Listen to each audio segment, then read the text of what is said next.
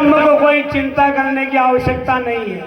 मैं बड़े गर्व से कहता हूं कि छोटी काशी में आज भी काशी जैसी स्थिति है। आज भी विद्वान महापुरुष यहाँ विराजते हैं, आज भी आचार्य लोग यहाँ विराजते, यज्ञ यागादिक का कर्म संपादित होता है। ये हम सबके लिए गर्व की बात है और नई पीढ़ी भी तैयार हो रही है। मैं आप सबसे भूरी भूरी प्रसन्नता व्यक्त करता हूं। आप मूल कथा को सुनकर पूर्णता प्राप्त करेंगे। सनातन धर्म में दो मूल ग्रंथ हैं। एक मूल ग्रंथ का नाम है श्रीमद् भागवत महापुराण, दूसरे श्री ग्रंथ का नाम है श्री रामचरितमानस। और ये श्री मानस की जब जब हम कथा सुनते हैं तब तब संस्कारों का आदान हमारे घर में होता है। जब जब हम चौपाइयों को गुनगुनाते हैं तब तब हमको मर्यादाओं का बंधन मालूम पड़ता है।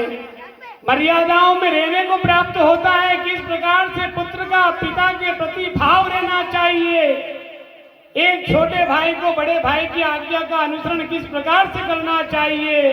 तो श्री रामचरितमानस की कथा संस्कारों को देने वाली कथा है। और आज अगर संस्कार कहीं डगमगाते दिखाई देते हैं तो उसके पीछे कारण है कि हमने गूगल को टाइम देना तो जरूर समझा, लेकिन हमारे मूल श्री ग्रंथ को पढ़ने का टाइम नहीं। मैं आग्रह करता हूं, रामचरितमानस की स्थापना घर घर में होना चाहिए। ऐसे महापुरुषों का आगमन वर्ष में कम से कम एक बार तो हो ही जाना चाहिए। महापुरुष कुछ काम नहीं करते, केवल एक ही काम करते हैं, जो मिट्टी जम जाती है उसको उड़ाने का काम करते हैं। जो तुम्हारी मिट्टी जम चुकी है उस मिट्टी को उड़ाकर तुमको चमकाने का काम करते हैं। यही कारण है कि ब्रह्म आज पूजनीय है। बड़ा सुंदर आयोजन आप लोगों ने रखा है। यह कथा निश्चित आपकी मनोकामना को पूर्ण करेगी। मुझे जब तक याद आ रहा है, मैं इस प्रांगण में दूसरी बार आया हूँ।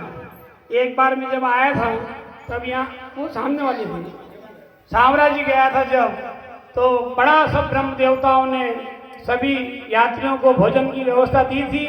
मैं पूरे ही अग्निहोत्री ब्रह्म समाज को वंदन करता हूँ।